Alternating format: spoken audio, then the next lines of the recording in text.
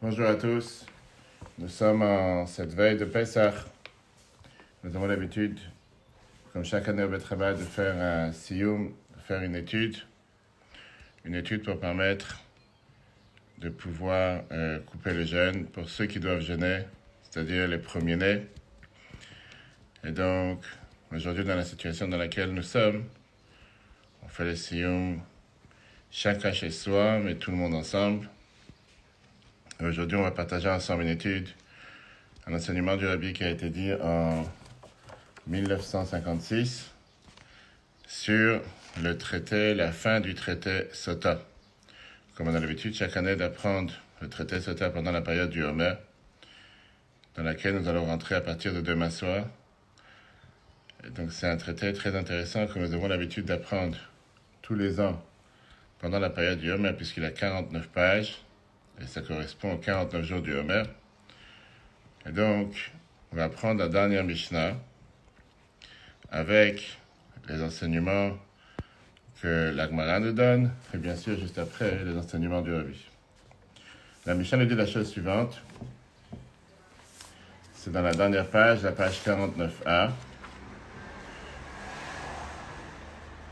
puisqu'elle nous parle déjà de tout ce qui se passait avec la destruction du temple. Et dans la dernière Mishnah, la dernière page de la Gemara Sota nous parle avec les différents détails, les différents décrets qui se sont passés lors de la destruction du deuxième temple, et qu'on essaye de ne pas avoir de joie, en plus de joie particulière, puisque c'était après la destruction du deuxième temple. Donc la Mishnah commence à nous raconter quelques détails intéressants en nous disant que au moment où il y a eu la guerre d'Aspayanus, qui était le dirigeant de l'armée des Romains contre les Juifs, qui s'est terminée avec la destruction du deuxième temple, Gazrou Chachamim, les Chachamim, ils ont instauré une interdiction à la Trot Khatanim. À l'époque, les Khatanim, les mariés, avaient l'habitude d'avoir différentes couronnes qui étaient faites pour embellir le Khatan, le marié, lors de sa choupa. Vers la Hirus, ils ont aussi fait un décret de ne pas avoir, par exemple, de musique lors du mariage. Au moment où il y a eu Titus, le Romain, qui est entré dans Jérusalem, son armée est rentrée dans Jérusalem. Alors là, ils ont décrété de ne pas mettre certains bijoux et certains ornements dans la tête des mariés, des femmes mariées lors de leur choupa, et qu'une personne n'enseigne pas à son fils la langue grecque, comme la Gemara va expliquer après. Et après, dans la dernière bataille, avant la destruction du temple, ils ont décrété que chez l'Otetse Akala Ba'apirion Betochaïr, qu'une jeune mariée ne va pas sortir avec, ils avaient l'habitude à l'époque de faire toute une cérémonie pour amener la mariée d'un endroit à l'autre de chez elle, qu'elle va de la maison de son père jusqu'à ce qu'elle va chez elle. Et donc là, depuis qu'il y a eu la destruction du temple, ça a été décrété qu'il n'y ait pas cette cérémonie de joie, on va dire. Le Mishnah continue en disant que les Chachamim ils l'ont permis, comme la Gemara va nous expliquer. Et après, la Gemara commence à nous parler des choses, de qu'est-ce qui s'est passé, les derniers détails qui se sont passés avec les Tanaïm, les maîtres de la Gemara, qui étaient des gens importants, et que malheureusement, avec leur décès, certaines choses se sont arrêtées, apparemment, comme on verra après l'explication que Rabbi nous donne. Alors la Mishnah nous dit la chose suivante. Bishimed Rabbi Meir, quand Rabbi Meir est décédé, Batlou Mashem Meshalim, Rabbi Meir avait l'habitude d'expliquer la Gemara de manière très profonde, il avait l'habitude d'expliquer la Gemara avec des métaphores, avec différents exemples. Maintenant, une fois qu'il est décédé, la Gemara nous dit à ce moment-là, il n'y avait plus personne pour pouvoir nous enseigner tous ces différents métaphores, ces différents exemples. Bishimed Ben Azai, une fois qu'il est décédé, qu'il nous a quitté Ben Azai, Batlou à chaque danim. À ce moment-là, les Shakdanim, ça veut dire ceux qui avaient l'habitude d'être avec une assiduité dans l'étude, jour et nuit, il n'y avait plus encore de personnes aussi assidues que Ben Azai. Mishemet Ben Zoma, une fois qu'il est parti, Ben Zoma, Batlou à Darshanim, les Darshanim, c'est ceux qui savaient commenter la Torah, eux aussi nous ont quittés, eux aussi, il n'y en a plus aussi bien que lui. Après ça, la Mishnah continue avec le prochain, qui est Mishemed Rabbi Akiva. Quand Rabbi Akiva est décédé, Batel Gvod la Torah, ça s'est annulé la gloire de la Torah. Pourquoi? Parce que Rabbi Akiva était connu comme celui qui avait l'habitude de donner et d'expliquer chaque détail, chaque lettre qu'il y avait dans la Torah, à tel point qu'il avait l'habitude aussi d'expliquer chaque couronne qu'il y a sur chaque lettre, comme ceux qui ont l'habitude de voir dans le Sefer Torah. Et ça, c'est parti, parce que Rabbi Akiva était celui qui voulait nous montrer comme quoi il n'y a rien de en vain, il n'y a rien qui n'existe pas, il n'y a rien qui n'a pas de sens, chaque chose a son sens. Une fois qu'il nous a quittés, la Mishnah nous dit, il n'y a plus personne pour pouvoir nous donner de telles explications. Mishemed Rabbi Hanina ben Dosa. Une fois qu'il nous a quittés, Rabbi Hanina ben Dosa, Batlou Anshe Maaseh, à ce moment-là, les tzadikim, qui avaient l'habitude de faire des miracles, qui avaient l'habitude de faire des choses merveilleuses, comme les miracles qui ont été faits par Rabbi Hanina ben Dosa, ça aussi, ça s'est arrêté. Mishemed Rabbi Yossi Katanta. Une fois que Rabbi Yossi Katanta, on va voir qu'est-ce que ça veut dire ce mot, pourquoi il est appelé Katanta. Une fois que Rabbi Yossi Katanta nous a quittés, parce qu'au Chassidim, à ce moment-là, les pieux ont disparu. Alors la Mishnah demande la manikra shmo Katanta, pourquoi il a été appelé avec le mot Katanta. Le fils Aya Katanta Chassidim, parce qu'il était le plus petit des gens pieux qui étaient à son époque. Mishemed Rabbi Yochanan ben Zakkai, la Mishnah continue en disant, depuis que Rabbi Yochanan ben Zakkai nous a quittés, Batel Ziv HaChochma, le rayon d'intelligence, c'est parti. Il n'y a plus des gens aussi intelligents que lui. Mishemet Rabban Gamliel Azaken, dès qu'il est parti, Rabban Gamliel Azaken, Batel va la Torah, la gloire de la Torah s'est arrêtée. Parce que tout le temps qu'il vivait, on apprenait la Torah de manière debout, par l'honneur de la Torah. Et puisqu'il nous a quittés à ce moment-là, les maladies sont tombées sur terre, on a dû s'asseoir pour apprendre la Torah. On met à Tahara, après Shoot, il n'y a plus des gens qui étaient aussi séparés de tous les plaisirs et désirs matériels comme lui. La Mishnah continue quand il nous a quitté Rabbi Shmuel ben Pavi. Quand il nous a quitté Batel Ziva Kuhuna, c'était quelqu'un qui était connu comme un Kohen et riche. Et beaucoup de Kohanim, beaucoup de prêtres avaient l'habitude de manger sur sa table. C'était une énorme gloire pour les Kohanim et pour la Kuhuna. Et après, la Mishnah termine avec une phrase qui est apparemment une phrase bizarre. Quand Rabbi est décédé, Rabbi c'était Rabbi Yehuda Anassi, l'auteur de la Mishnah. Batla Nava Veyiratret, à ce moment-là, l'humilité a disparu et la crainte de la faute, elle a aussi disparu. Pourquoi? Parce qu'on n'a pas trouvé quelqu'un aussi humble et quelqu'un qui avait une telle crainte de la faute comme lui. Ça, c'est la Mishnah. Là, la Mishnah du traité Sota. Alors, bien sûr qu'après, quand on termine l'Agmara, l'Agmara, elle reprend les derniers détails qu'on vient de voir. On va voir le dernier morceau de l'Agmara et c'est sur ça qu'on va s'arrêter après avec le dernier enseignement du Rabbi dessus. Mishemed Rabbi Yochanan nous l'a dit tout à l'heure que quand Rabbi Yochanan nous a quitté, Batla Chachma. Quand Rabbi Yochanan nous a quitté, c'est la sagesse qui est partie. Cette brette, elle vient, il y a une brette qui rajoute sur cette Mishnah un morceau de Gemara et qui explique plus détaillé qu'est-ce que la Mishnah a voulu nous dire. Quand la Mishnah nous a dit Mishemed Rabbi Eliezer Nigna Sefer Torah, que quand Rabbi Eliezer est parti, puisque c'était considéré comme quelqu'un qui était un Sefer Torah vivant, parce qu'il avait tellement de lois à l'intérieur de lui, qu'il avait reçu en transmission, en masseur, de génération en génération de ses maîtres, et il les connaissait de manière parfaite.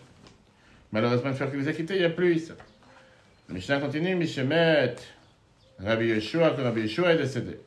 Batla était un marchava, c'était quelqu'un qui avait l'habitude de donner des conseils dans tout ce qui était dans les affaires communautaires, comment gérer avec le royaume de l'époque, comment répondre à ceux qui croyaient seulement dans la Torah écrite et pas la Torah orale. Mishemet Rabbi Akiva, Batluz Roe Torah, quand Rabbi Akiva est décédé, c'est qu'ils avaient des forces, et qu'ils avaient des forces particulières, des gens puissants dans la Torah sont partis. Venistat Mumainot Achachma, et se sont fermées les sources de la sagesse. Mishemet Rabbi Eliezer ben Azariah, la Gemara continue en disant que Rabbi Eliezer ben Azariah nous a quitté Batlou Atarat Chachma, ont été annulées toutes les couronnes de la sagesse, comme c'est écrit dans Mishle, Ateret Chachamim Oshram. La sagesse des Chachamim, des gens pieux, des gens intelligents, c'est leur richesse. Rabbi Eliezer ben Azariah était connu pour être quelqu'un de très riche. Mishemed Rabbi Hanina ben Dosa, quand Rabbi Hanina ben Dosa est parti, Batlou Anshe Maaseh, les tzadikim, les pieux, les pieux ils ont totalement disparu. Mishemed Rabbi Yossi ben Katanta, Batlou Chassidim, à ce moment-là, les Chassidim, on a vu tout à l'heure pourquoi, parce que c'était considéré parmi les derniers pieux qui existaient à l'époque. Mishemed ben Azai, quand ben Azai nous a quittés, Batlou Ashakdanim, ceux qui avaient cette assiduité dans la Torah sont partis. Mishemed ben Zoma, quand ben Zoma nous a quittés, Batlou Adarshanim, ceux qui commentaient la Torah.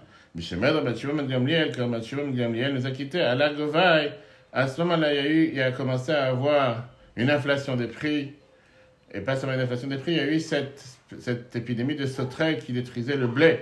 Et automatiquement, les choses sont devenues beaucoup plus chères. Vers Abu Tsarot, il y a eu beaucoup de malheurs. Mishemed Rabbi, et la Gemara termine en disant que quand Rabbi Yehuda Anassi, auteur de la Mishnah, est décédé, il y a eu pas mal de souffrances, il y a eu énormément de souffrances au Poulut Tzarot. Et la Mishnah termine avec la phrase qu'on a vue tout à l'heure, Mishemed Rabbi, quand Rabbi Yehuda est décédé, Batla Nava Vehi retraite, il n'y a plus l'humilité et la crainte du péché. Amar le Rav Yosef, et Tana Rav Yosef, il a dit, au Tana, celui qui nous enseigne la Mishnah et la Braïta, je ne suis pas d'accord avec ce que tu viens de dire. L'autre Itna Nava ne dit pas qu'il n'y a plus d'humilité, parce que moi je suis là. Mishum de Ikarna, parce que moi je suis là, parce que moi je suis humble. Et donc tu ne peux pas dire que depuis que Rebbe est décédé, automatiquement il n'y a plus d'humilité sur terre. La même chose Rav Nachman. Rav Nachman a dit au Tana, auteur de la Mishnah, l'autre Itna retraite ne vient pas dire qu'il n'y a plus de crainte de faute sur terre. Pourquoi Mishum de Ikarna? Parce que moi je suis là, Shavra Anikayam. Moi j'existe, comment? Parce que moi je crains la faute, donc tu ne peux pas dire qu'il n'y a plus de crainte de faute sur terre. Avec ça on a terminé le traité Sota, avec ça on a terminé le traité de la Gemara Sota. Passons maintenant à une étude que le Rabbi a expliqué justement. C'était sur cette Gemara, c'était la veille de Shavuot, puisqu'on a dit tout à l'heure qu'on a l'habitude d'apprendre la Gemara Sota en général chaque année, entre Pesach et Shavuot, puisqu'il y a 49 pages, une page par jour, en fonction des 49 jours. C'était un discours que le Rabbi a prononcé dans son bureau la veille de Shavuot en 1956. Le Rabbi pose la question suivante en disant apparemment c'est quoi ces histoires qu'on vient de raconter. Dans la Mishnah comme dans la Gemara, on sait très bien que la Torah c'est pas un livre d'histoire. La Torah c'est pas un livre d'histoire et c'était surtout des enseignements. Si c'est des enseignements pour chacun d'entre nous, quelle différence de savoir que quand Rabbi Elazar ben Azariah est parti, il n'y a plus la Torah comme avant. Quand Rabbi Yeshua est parti, il n'y avait plus les conseils comme avant. Et tout ce qu'on vient de citer avec chacun, on est en train de raconter une généalogie des personnes qui nous ont quittés à l'époque de la Gemara ou à l'époque du deuxième temple avec les différents décrets qu'il y a eu à l'époque. Qu'est-ce que ça me rapporte aujourd'hui et qu'est-ce que ça nous avance pour nous aujourd'hui? La Torah n'est pas un livre d'histoire. Apparemment, si, la Gemara vient nous raconter les différentes takanot, les différentes lois qu'il y a eu, que les Chachamim ils ont mis en place, que nos sages ils ont mis en place. Là, je peux comprendre que c'est important de savoir. Mais là, juste nous dire des histoires que tel est décédé, même si c'était des grands maîtres du peuple juif, et pour ça il y a eu telle et telle chose qui a changé, qu'est-ce que ça m'apporte aujourd'hui? Surtout que ça s'est passé il y a plus de 1800 ans. Quel enseignement, par exemple, de savoir que Rabbi Elazar est décédé, il y a eu à ce moment-là, il y a eu le Sefer Torah, on dit qu'il n'y a plus personne qui a pris la Torah comme lui. Quel enseignement pour le service de Dieu? Après, on lui demande la deuxième question qui est, comment se fait-il que pour chacun des personnes que la Gemara mentionne, elle mentionne apparemment des autres termes. Pour l'un, elle dit Nignaz, a été caché, telle et telle chose. Pour l'autre, elle dit Batla, a été annulé. Pour l'autre, elle dit Nistatmu, se sont cachés. Et pourquoi avoir utilisé une fois au pluriel, une fois au singulier? Pourquoi la Mishnah elle change de langage? Troisième question que Rabbi demande, c'est comment se fait-il que ce n'est pas d'après l'ordre de ceux qui ont été créés, en fonction de l'ordre généalogique, par exemple. On sait très bien que il y a le Seder Adorot, l'ordre des générations, et qu'on voit comment la Mishnah mentionne d'abord Rabbi Eliezer, après ça, qui est Rabbi Eliezer le grand, après c'est Rabbi Yeshua, après c'est Rabbi Akiva, mais après elle te mentionne Rabbi Eliezer ben Azariah, elle aurait dû le mentionner avant Rabbi Akiva, etc. C'est pas dans l'ordre généalogique comment ils ont été créés. Donc, on va pas s'arrêter sur toutes les questions. Aujourd'hui, c'est pas le temps, c'est pas le moment de faire toute une étude dessus. Si Dieu un autre jour, on va répondre à deux questions importantes avec un enseignement, bien sûr, pour chacun d'entre nous. D'abord, ce qui est apparent, à l'apparence, pourrait être comme quelque chose qui est un livre d'histoire. Et la Rabbi qui demande, apparemment, la Torah n'est pas un livre d'histoire. Le fait que la Mishnah n'arrête pas de dire Mishemet, le fait que tel il est mort, tel est décédé, c'est vrai que ça a à faire avec un deuil. Et comme Rambam nous dit qu'en général, quand quelqu'un quitte le monde, à ce moment-là, c'est important que les membres et les proches doivent se demander des questions, essayer d'avancer dans la Torah et les mitzvot. Mais ça ne veut pas dire justement que c'est quelque chose qui s'est passé parce que c'est quelque chose qui s'était passé il y a longtemps. Qu'est-ce que la Gemara veut nous enseigner avec ça? Comme si c'est quelque chose qui se passe maintenant on doit se mettre en deuil dessus. Pas non plus dire qu'il faut faire maintenant un éloge sur la personne qui est partie. Parce qu'on parle des gens qui sont partis il y a des centaines d'années, voire aujourd'hui des milliers d'années. Quel est le but d'apprendre une chose pareille? Un éloge, on le fait le jour que quelqu'un est décédé. On va faire tchouva, on va chercher, on va essayer de comprendre pourquoi et comment, le jour que la personne est décédée. Et quel rapport d'abord avec la fin de la Gemara Sota? Puisque la fin de la Gemara Sota n'est pas un jour particulier. Comme la Bible mentionne, on peut la terminer la veille de Pessah, comme on fait aujourd'hui. De la même manière qu'on peut la terminer la veille de Shavuot. Alors lui, il commence à rentrer dans toute une explication kabbalistique, une explication intéressante, que le fait que la Mishnah elle a mentionné toutes ces personnes-là, ça correspond aux 10 attributs avec lesquels Dieu a créé le monde. les 3 cérébrales, 7 sentimentales. On peut revoir ça sur l'application ETORH sur Google et Apple avec les différentes explications sur le chapitre 3 de Tanya. C'est très bien comment Dieu a créé le monde avec les 10 attributs qui sont Chochma Bin Adat, l'acronyme du mot Chabad, sagesse, connaissance et l'intellect. Et après, une fois qu'on a passé les 3 cérébrales, on a Chesed, Gvura, Tiferet, etc. et tout le reste. Mais tu dis la même chose ici. La Mishnah veut t'enseigner ici un point important. Et ça, c'est une nouveauté que le Rabbi nous explique sur cette Mishnah. Ça ne veut pas dire que la Mishnah est en train de te dire que quand Rabbi Eliezer il est parti, telle chose est terminée. Quand Rabbi Yeshua il est parti, telle chose est terminée. Ça ne veut pas dire que c'est totalement terminé, que ça a disparu de la planète. Mais bien au contraire, c'est en train de te dire que même si lui, à l'époque, avait, on va dire, l'exclusivité sur la chose, en 2 mots, c'était le particulier qui allait nous enseigner la Torah avec toutes les profondeurs comme on avait avec Rabbi Akiva. C'était le particulier de l'assiduité de la Torah, mais il n'y avait pas beaucoup comme lui. Maintenant qu'il est parti, il s'est passé sur les épaules des autres. Et maintenant, ça a pris une autre forme, que chacun a le devoir de le faire. C'est au départ, chacune de ces choses était faite par une seule personne. Maintenant, une fois qu'il est parti, c'est devenu quelque chose qui appartient au public. C'est-à-dire que tout le peuple juif a le devoir de faire cette mission, de faire ce devoir, pas seulement comme c'était à l'époque, il y avait une seule personne qui le faisait, mais c'est fait maintenant de manière que tout le peuple juif doit, si on peut dire, remplacer le fait que lui le faisait tout seul, tout le monde doit le faire. Et le but prend un exemple par rapport au korbanot, au sacrifice. On sait très bien qu'au temps du temple, les sacrifices étaient là pour pardonner sur certaines choses. Une fois que le temple a été détruit, ça ne veut pas dire que maintenant il n'y a plus les sacrifices. Bien sûr qu'on ne peut plus amener les sacrifices matériellement, mais on sait très bien ce que les Chachamim nous disent, ce qui est écrit dans la Gemara Menachot. Que Kol HaOsek BeTorah Tana, qui lui écrit, voilà, tout celui qui va maintenant essayer, qui va apprendre la Torah des sacrifices, les lois des sacrifices, c'est comme s'il amenait un sacrifice. Seulement, alors qu'est-ce qui s'est passé? Quand il y avait le temple, il y avait les limitations du temple. C'était limité par rapport à où se trouve le temple, le lieu du temple. On ne peut pas amener un sacrifice n'importe où, n'importe comment. Ça devait être amené avec un Kohen, ça devait être amené le jour. Une fois que malheureusement, d'un côté, on n'a plus le temple matériellement, mais comme plusieurs choses dans la Torah, on nous dit que Kalkalatam, Zoi Takalatam, le fait qu'on n'a plus le temple, c'est peut-être un avantage pour certaines choses, du fait qu'aujourd'hui, c'est pas forcément, ça peut être fait avec un Kohen, n'importe quelle personne pourrait amener un sacrifice en apprenant les lois du sacrifice. On peut l'apprendre aussi la nuit, on peut le faire aussi en dehors d'Israël. Et donc aujourd'hui, ces limitations qui étaient faites par rapport au sacrifice n'existent plus, puisque aujourd'hui, spirituellement parlant, on peut les faire de manière totalement différente. Seulement, c'est quelque chose qui est le sacrifice. Au final, on n'est pas là en train d'amener les sacrifices. Au final, on est en train de faire les choses de manière spirituelle. Et donc, c'est pour ça que prend une autre forme, mais une forme cachée. Et de la même manière, comme on a dit tout à l'heure par rapport à Rabbi Eliezer, etc., que toutes ces limitations que l'Agmara mentionne, à l'époque, ils étaient sur une seule personne, et maintenant, ils sont partis de cette personne, et ils ont été transmis à tous. Même si c'est de manière différente. Et comme ça, la Rabbi termine avec tous les autres points, comme j'ai dit, on n'a pas le temps de le voir aujourd'hui.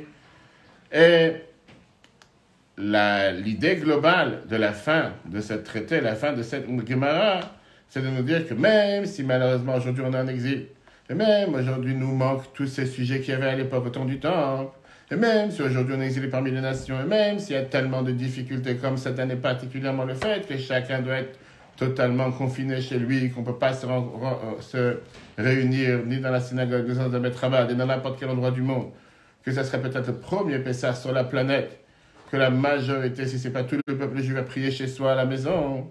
Néanmoins, on ne doit pas penser un instant qu'il n'y a pas la hiératret, qu'il n'y a pas la crainte de Dieu, qu'il n'y a pas la crainte de la faute. Tout ça, ça existe. Sauf de manière différente, ça existe de manière cachée. Voilà l'explication que Rabbi nous donne sur ce traité de la Gemara à ce temps.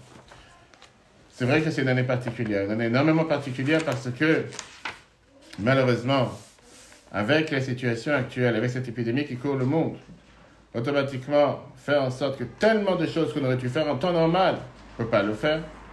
Mais comme on a parlé plusieurs fois dans tous les cours, inclus le cours d'hier et le cours de vendredi après-midi, les explications sur la Haggadah qu'on peut tous revoir sur l'application et Torah, profiter avant Pessah, et ne pas penser un instant qu'on peut faire la Haggadah ou le Seder sur l'application Zoom ou n'importe quelle autre application, c'est 100% interdit d'après la Halakha. Mais c'est justement une opportunité qu'on a cette année de pouvoir se réunir avec sa famille proche, parents, enfants, et expliquer à ses enfants comment faire le Seder, le sens de la Haggadah, le sens des mitzvot que nous faisons, de leur donner beaucoup plus d'attention que peut-être les années précédentes, on n'avait pas la possibilité de le faire. Parce que les gens étaient dans les hôtels, parce que les gens étaient en voyage, parce que les gens s'occupaient de beaucoup d'autres choses. Peut-être que ce que Dieu a voulu cette année, c'est de faire en sorte que chacun chez soi, mais le monde entier, le peuple juif tout ensemble, puisse se focaliser sur l'éducation des enfants. D'ailleurs, c'est une mitzvah de la Torah, Vegata levincha, le mot Agada vient du fait qu'on doit raconter à nos enfants l'histoire de la sortie d'Égypte. Et grâce à ça, transmettre à nos enfants les valeurs de la Torah et les valeurs de mitzvot. Je ne vais pas terminer avant de rappeler le Yehi Ratzon. Si Dieu on va arrêter de manger le chametz avant 11h30 pour la France et on va brûler le chametz avant 12h30, 12h30. Pour rappeler les dernières horaires, mais il y a pas mal de détails à l'Afrique intéressants aujourd'hui. Je vais essayer de rappeler après rapidement. Quand on va brûler le chametz tout à l'heure, avant 12h30, d'abord, comment le brûler aujourd'hui? C'est vrai que beaucoup de gens ne vont pas dans les synagogues ou dans les communautés, beaucoup de gens ne sont pas dans des pavillons où vous pourrez éventuellement brûler dans la cour. C'est très bien que d'après la halakha, on peut le brûler ou prendre par exemple une boîte de conserve et mettre à l'intérieur seulement les 10 morceaux de chametz qu'il faut brûler. Si quelqu'un n'a même pas ça, il n'a pas cette possibilité, donc il peut verser dessus de la javel, il peut les jeter dans les toilettes, faire en sorte de faire disparaître les 10 morceaux du chametz. Mais le plus important, c'est de ne pas oublier de faire le bitoul, cette annulation du chametz qu'on a l'habitude de faire, qu'on a fait déjà hier soir lors de la recherche du chametz, et qu'on va faire encore une fois quand on va brûler le chametz avant 12h30. Et ce que je voulais partager avec vous, c'est ce Yehi Ratzon, cette magnifique explication, cette magnifique prière que nous avons l'habitude de dire chaque année quand on brûle le chametz. Et cette année particulièrement, ça prend tout son sens et toute sa forme. On dit à l'heure, Yehi Ratzon milfanecha Hashem Elokeinu v'Elokei Avotenu, que ce soit la volonté de Dieu, notre Dieu, le Dieu de nos pères. Shem shani mevaer chametz mebeti umeshuti, de la même manière que je brûle et je fais disparaître le chametz de ma maison et de mon domaine. Car tevaer et kol hachitzonim, tu vas brûler et tu vas faire disparaître toutes les mauvaises choses. Et cette année, je suis sûr que tout le peuple juif va penser à ce virus, que Dieu le fasse brûler avec ce chametz, qu'il le fasse disparaître de la planète. Vedruach hatuma ta'avir min haaretz, et que tout ce souffle d'impureté disparaisse de la terre. Vetitzreinu hara, que le mauvais penchant ta'avireu meitanu, tu le fasses disparaître de nous. Vetiten lanu, tu nous donnes à chacun d'entre nous, lève bassar, un cœur en chair, le hof de chabemet, pour te servir avec vérité. V'chol sitraacha, v'chol aklipot, v'chol aresha, toutes les forces du mal, tout ce qui représente de mauvaises choses. Be'achan tichle, qui partent en fumée. V'ta'avir même shelet zadon min haaretz, que tu fasses partir tout ce qui sont les mauvais gouvernement de la terre, tous ceux qui viennent déranger la divinité. Que tu me fasses brûler avec ce vent qui est en train de partir au de la même manière que tu as brûlé les Égyptiens, et leur Dieu, à l'époque, ou Bismanazé, que ce soit dans nos jours, Amen, c'est là, que ce soit Amen et que ce soit éternel, qui veut dire, cette année qu'on va faire ce Yehi Ratzon, pendant qu'on va brûler le chametz, je suis plus sûr que chacun va penser au fait qu'on va demander à Dieu, du fond du cœur, avec toutes les souffrances, tout ce qui se passe sur le monde. Tout d'abord, tous ceux qui ont perdu un proche, à ces centaines de nos frères et sœurs dans le monde qui ont perdu un proche à cause de ce virus, que Dieu leur envoie la plus grande consolation. Que Dieu fasse qu'ils se retrouvent très prochainement avec l'approche de la venue du Mashiach et qu'ils sachent qu'ils ne sont pas tout seuls. Peuple juif pleure ensemble leur perte, puisque une personne qui nous a quittés du peuple juif, c'est le peuple juif ensemble qui a perdu cette personne. Que tous ceux qui sont malades et tous ceux qui sont en réanimation, que tous ceux qui sont aujourd'hui à l'hôpital, et que tous ceux qui sont malades en confinement chez eux à la maison à cause de ce virus, que le virus disparaisse, et qu'il donne une bonne guérison, une guérison totale qui ne laisse aucune trace, et que Dieu fasse que tous ceux qui ont souffert et tous ceux qui sont en train de souffrir arrêtent de souffrir pour l'humanité tout entière, et particulièrement pour le peuple juif. Que Dieu fasse qu'on soit tous guéris, et qu'on puisse avoir tous que des bonnes nouvelles. Comme on a dit qu'on va brûler le chametz, que Dieu fasse qu'il brûle ce virus, qu'il fasse disparaître ce virus de la planète. Que le monde entier qui est tombé en chaos total depuis quelques semaines reprenne son cours, même si ça nous permet de se focaliser sur des choses beaucoup plus importantes et des choses que peut-être dans le passé, les gens ne se sont pas focalisés sur ces choses-là. De se reconcentrer sur les valeurs de la famille, se reconcentrer du moment à l'étude, aux valeurs de la Torah et les mitzvot, comme on a parlé longuement dans le cours d'hier. La particularité de cette année, que nous avons 3 jours de lumière. Ce soir, nous allumons les bougies, demain soir et vendredi soir. Je vais vous donner tout de suite encore une fois les horaires. Ce soir, on allume les bougies avant 20h14. On commencera le CDR à partir de la tombée de la nuit à 21h13. Demain soir, on doit allumer les bougies après 21h20 à partir d'une flamme existante. Et vendredi soir, on doit allumer les bougies avant 21h17 à partir d'une flamme existante. Mais c'est une énorme puissance. Comme on a parlé longuement dans le cours d'hier, qu'on peut revoir sur l'application Torah, le fait qu'on a 3 fois la possibilité d'allumer les bougies, d'illuminer le monde, qui en a tellement besoin de cette lumière. Profitez, les femmes et les filles du peuple juif de plus bas âge, d'allumer les bougies, particulièrement dans cette configuration. Que Dieu fasse que grâce à ça, on ait la lumière. Peuple juif avec ce Pessah, Pas seulement qu'on va brûler le Hametz quand ce soir, on va tous ouvrir la porte pour Eliyahu Hanavi. D'ouvrir la porte de chez nous, et on va dire ce fameux paragraphe, Shfor Hamatra el Hagoyim Asher lo yidaucha, que Dieu jette sa colère sur toutes les forces du mal qui ne connaissent pas Dieu, que Dieu fasse en sorte que tous ceux, en parlant de ce virus, qui nous empêchent de faire la volonté de Dieu comme on aurait dû le faire, qui disparaissent de la planète et qui soient déjà disparus avec ce Hametz. Je voudrais terminer avec quelques lois importantes aujourd'hui. Ne pas oublier que nous sommes la veille de Pessah, et puisque cette année a une configuration particulière, de fait que c'est Pessah tombe jeudi, vendredi, Shabbat, on sait que les Chachamim nous ont demandé le devoir de faire ce qu'on appelle Iruv Tafshilin, afin de pouvoir préparer, parce que la Mishnah nous dit, et ça c'est la Mishnah dans la Gemara Betzal. La Gemara Betzal nous dit la mot suivante, que Yom Tov shechal yod be'erev Shabbat, qu'un Yom Tov qui tombe la veille de Shabbat, lo yivashel adam betrila mi Yom Tov le Shabbat. Une personne n'a pas le droit de préparer, de cuisiner de Yom Tov à Shabbat, en l'occurrence cette année de vendredi à Shabbat. Aval mevashel ou le Yom Tov, mais on peut cuisiner pour Yom Tov, et s'il te reste, il peut rester pour Shabbat. Mais l'idée de Eruv Tafshilin, c'est de donner la possibilité, justement, puisqu'on ne veut pas faire en sorte de profiter ou de profaner, si on va dire, de donner une dégradation à l'importance de Yom Tov en disant c'est pas grave, le plus important c'est Shabbat. Par ça, qu'on fait un Eruv Tafshilin aujourd'hui, qu'est-ce que ça veut dire? Qu'on met un plat de côté qu'on a préparé la veille de Yom Tov, et tout le temps que ce plat existe, on peut préparer de Yom Tov à Shabbat sans problème. On a l'habitude en général cet après-midi de prendre une matzah avec un œuf. En général, certains vont le prendre avec un morceau de poisson, avec un morceau de viande, quelque chose qu'on va mettre de côté, qu'on va en profiter, qu'on va manger seulement Shabbat. Et avec ça, on va faire en sorte que tout le monde, tous ceux qui sont dans la maison, avec une bracha qu'on dit, la bracha particulière qui est la bracha de Eruv Tafshilin, de faire en sorte de la bracha qu'on dit que d'abord un mitzvah teru, la mitzvah de Eruv, et que grâce à ça, on aura la possibilité de pouvoir cuisiner, préparer à partir d'une flamme existante, bien sûr, parce qu'on peut allumer un nouveau feu pendant Yom Tov. Mais à Eruv, comme on dit qu'avec ce Eruv, on peut cuisiner, préparer, allumer une bougie, et faire tout ce qu'on a besoin de Yom Tov à Shabbat. Donc ça, c'est quelque chose que c'est important de ne pas l'oublier, de le faire, pour pouvoir préparer, celui qui devrait préparer des choses de Yom Tov à Shabbat. Deuxième point important à rappeler, c'est qu'à partir de demain matin, on va commencer à passer à la période de l'été, dans la prière. En temps normal, bien sûr, on aurait fait la tfila de Tal, mais comme chacun va prier chez soi à la maison, on ne peut pas oublier qu'à partir de demain matin, qui est jeudi matin, à la prière de Moussaf, on ne va plus dire Mashiv Aruach, Morid Ageshem, on ne va plus parler de l'hiver, on va dire Morid Atal. Et puisqu'on change de période, que Dieu fasse qu'on se débarrasse de toutes ces épidémies, de tous ces virus, et que ça amène que des bonnes nouvelles pour l'humanité tout entière et pour le peuple juif. Un troisième point, demain soir, jeudi soir, on va commencer à compter le Homer. Compter le Homer, qui est le compte de 49 jours. Quand le peuple juif à l'époque a compté les 49 jours pour se préparer à Matan Torah. C'est aussi par rapport à ce compteur pour préparer à amener le sacrifice de Shavuot sur le nouveau blé l'orge qui a poussé.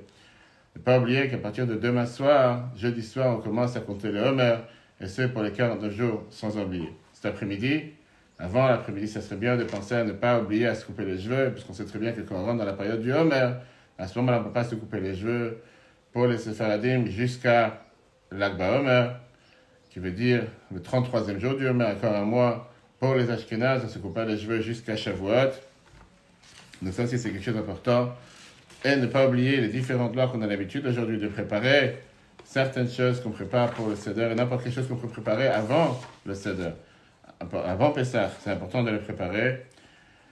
Et se rappeler que c'est surtout un Yom Tov de Zman Cherutenu, le temps de liberté. Le temps de liberté, comme on a vu tout à l'heure, le temps de liberté qui veut dire un temps joyeux. C'est une des raisons pourquoi ce soir, c'est la seule fois de l'année, dans la prière de Maariv ce soir, qu'on va faire le Hallel, et qu'on va faire le Hallel entier, que ce soit ce soir, que ce soit demain soir en dehors d'Israël.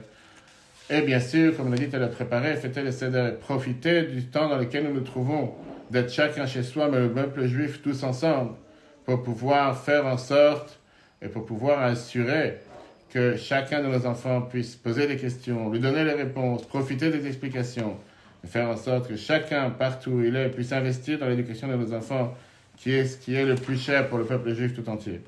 Je vais terminer encore avec quelques lois. On l'a dit tout à l'heure, le plus important le soir de Pessah, de faire les mitzvot que la Torah nous a dit qui sont, ne pas oublier d'abord le fait, j'espère que tout le monde a déjà vendu le Hametz, et une fois que tout le monde a vendu le Hametz, automatiquement ne pas oublier d'annuler le Hametz, ça c'est ce qui compte, d'annuler le Hametz, de garantir que le Hametz, tout ce que le Hametz qu'on a n'est plus le nôtre, Et surtout, ne pas oublier pas seulement les différentes mitzvot, les mitzvot essentielles que nous avons le devoir de faire le soir de Pessah, comme j'ai dit tout à l'heure, qui sont de manger minimum 30 grammes de matzah. Matzah shmura, bien sûr. Quand je dis minimum, c'est bien sûr minimum. L'idéal, c'est de manger au moins 3 ou 4 fois les 30 grammes. L'explication est très simple, comme l'explique chaque année au travail. On a d'abord 30 grammes qu'on a l'habitude de manger pour motzi. Après, on a 30 grammes qu'on mange pour la deuxième bénédiction, pour la chilat matzah. Donc, ça fait déjà 2 fois 30 grammes. Après, on va manger 30 grammes avec le korer, qui est le sandwich qu'on a l'habitude de faire avec le maror, avec la romaine, les abamères, etc. Et après, on a encore une fois 30 grammes qu'on va manger avec la ficomane, qui est le dessert. À la place du dessert, à la fin du repas, on mange la ficomane, on mange encore une fois 30 grammes. Donc, ça fait 4 fois 30 grammes, ça c'est l'idéal.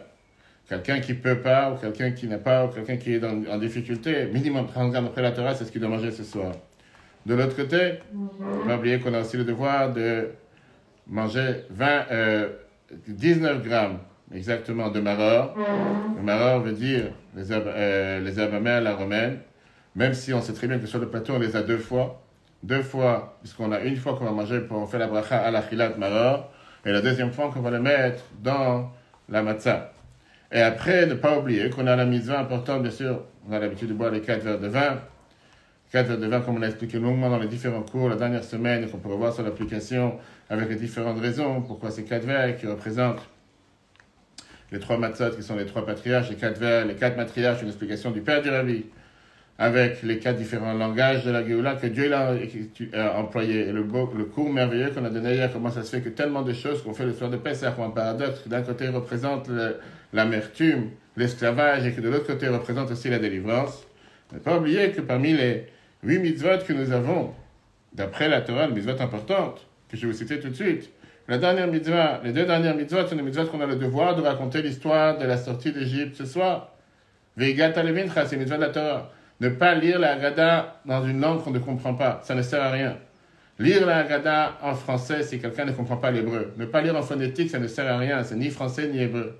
Je ne parle pas maintenant des brachot, bien sûr que le kiddush et les brachot on les fait en hébreu, c'est pas de ça que je parle. Mais raconter la Haggadah, la mitzvah, un devoir de raconter la Haggadah, il faut la raconter dans un langage qu'on comprend. Ça, c'est la mitzvah de la Torah. Quelqu'un qui lit la Haggadah dans une langue qu'il ne comprend pas, ça ne sert absolument à rien. Surtout cette année qu'il y a tellement de temps, il n'y a pas où courir, il n'y a pas où aller, il n'y a pas où aller le lendemain. Dieu a fait en sorte que chacun est confiné chez soi à la maison. Profitons du temps pour pouvoir raconter la Haggadah, raconter les histoires, vivre avec cet épisode qui s'est passé il y a 3332 ans et revivre ce moment de la sortie d'Égypte. Et combien, chacun d'entre nous sait combien aujourd'hui nous avons besoin de pouvoir sortir d'Égypte. Le mitzvot qu'on a Torah nous donne, c'est qu'on ne mange pas de chametz à partir d'aujourd'hui, 12h30, jusqu'à jeudi soir prochain, puisque la fête se termine le 16 avril. J'ai oublié un autre point important, qu'on ne peut pas les tefilines à partir de demain, jeudi matin, jusqu'au jeudi prochain, 16 avril. On remettra les tefilines vendredi matin, 17 avril. Donc même celui qui n'a pas l'habitude de mettre les tefilines tous les jours, profitez aujourd'hui de les mettre, parce que c'est le dernier jour pendant les prochains 9 jours. Deuxièmement, de brûler le chametz, c'est la deuxième mitzvah de la Torah. Troisième, ne pas boire du chametz pendant les 7 jours, ne pas en trouver, ne pas en manger. C'est la raison pourquoi on a fait la vente du chametz. C'est pour ça qu'on se sépare du chametz. On arrête de manger le chametz à 11h30, mais on le brûle à 12h30. D'accord, de ne pas manger tout ce qui est un mélange de chametz, avec différentes variations, même si ce n'est pas du chametz pur, du chametz dur. Et la 7e mitzvah qui est de manger de la matzah ce soir, le 15-17, et bien sûr, comme je dis, la 8e mitzvah qui est de raconter l'histoire de la sortie d'Égypte. Chers amis, que Dieu fasse, comme ici au Bet Rabat Sénéman, on n'a pas arrêté un instant, des dizaines et des dizaines d'appels, tous les jours, encore jusqu'à hier soir, 23h, pour des gens qui s'appellent en confinement, des gens âgés qui n'ont pas comment sortir et qui se demandent comment faire, quoi faire pour pouvoir avoir la matzah. Et grâce à Dieu que UPS travaille et qu'ils viennent prendre les colis au Bet Rabat tous les jours pour pouvoir envoyer à tous ceux qui sont dans le besoin. Comme le Rabbi nous a parlé chaque année, l'importance de s'assurer que chaque juif ait tout ce qu'il a besoin pour la fête du Pessah, pour le soir du Seder. Que Dieu fasse que de la même manière qu'il y a eu cet élan de solidarité, de faire en sorte d'aider chacun, et on a répondu à tous les appels. J'ai parlé à plusieurs amis hier soir, j'ai dit, il n'y a pas un appel qu'on n'a pas répondu. Que ce soit dans le 77, que ce soit dans le 51, dans le 86, dans le 94, dans différents endroits où des gens se sont tournés. Encore hier, une personne qui envoie un email en disant, j'ai appelé ma communauté, c'est fermé, ça ne répond pas. Est-ce que vous pouvez faire quelque chose pour nous?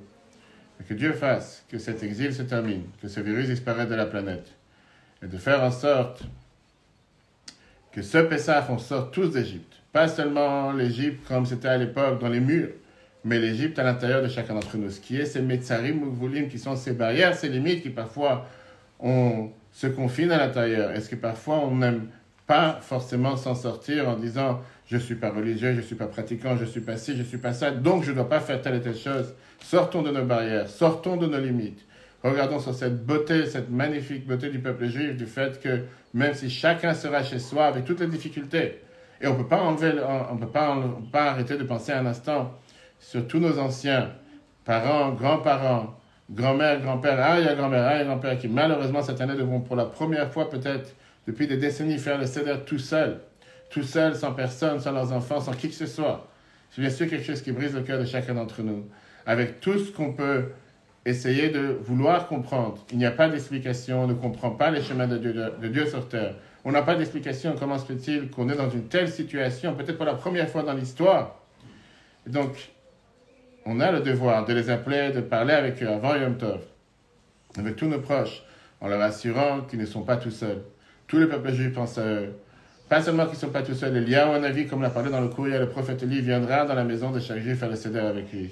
Comme on l'a parlé longuement dans le cours de dimanche, le jour de l'anniversaire du Rabbi. Le Rabbi de Lubavitch avait la possibilité de faire un Seder avec des centaines de milliers de personnes. Depuis 88, il avait l'habitude de faire le Seder tout seul, sans aucune personne depuis que sa femme est décédée. Et pendant plus de 50 ans, une erreur, depuis 1970, il a fait le Seder tout seul avec sa femme, sans personne. Alors qu'il avait la possibilité de le faire avec des autres. Et peut-être que c'est un enseignement pour chacun d'entre nous, comme parfois on a le devoir, pas de devenir égoïste, de penser qu'à soi, mais de se focaliser sur la cellule familiale, de donner de l'importance, comme j'ai dit tout à l'heure, un mari de donner de l'importance à sa femme, de donner de l'importance à ses enfants, lui de se reconcentrer sur l'essentiel, profiter de ce temps, de cette période, et que Dieu fasse que ce soit la dernière fête de Pessah en exil, qu'on n'entend plus parler de ces malheurs, de ces souffrances, de ces virus et de ces épidémies, et qu'encore ce soir, comme cet après-midi dans la prière de Mincha, on va faire le Korban Pessah, on va faire le sacrifice, on va rappeler le sacrifice de l'agneau pascal qu'on avait l'habitude d'amener cet après-midi quand le temple existait. Que Dieu fasse que ce ne soit pas juste une lecture dans le livre, mais encore ce soir qu'on soit tous ensemble réunis à Jérusalem avec l'amener de Mashiach. Pessah, Kasher et Sameach à tous. Très bon Pessah, très joyeux Pessah, et surtout un Pessah en parfaite santé, que tous ceux qui ont besoin de refoua shlema, qu'ils aient besoin de bonne guérison, qu'ils aient la plus grande guérison totale, qu'on n'entende plus personne, plus aucun malheur, et que Khamet qu'on va brûler avant 12h30, qu'on brûle tous ces virus, qu'on brûle tous ces soucis, et qu'on puisse partager que la joie et le bonheur de tous les peuples juifs partout où ils se trouvent. Le cours sera repris sur l'application et Torah. Très bonne journée à tous. Pessah Kasher et sa mère, et c'est Dieu veut la semaine prochaine. De merveilleux cours avec de merveilleuses histoires et enseignements sur la fête de Pessah.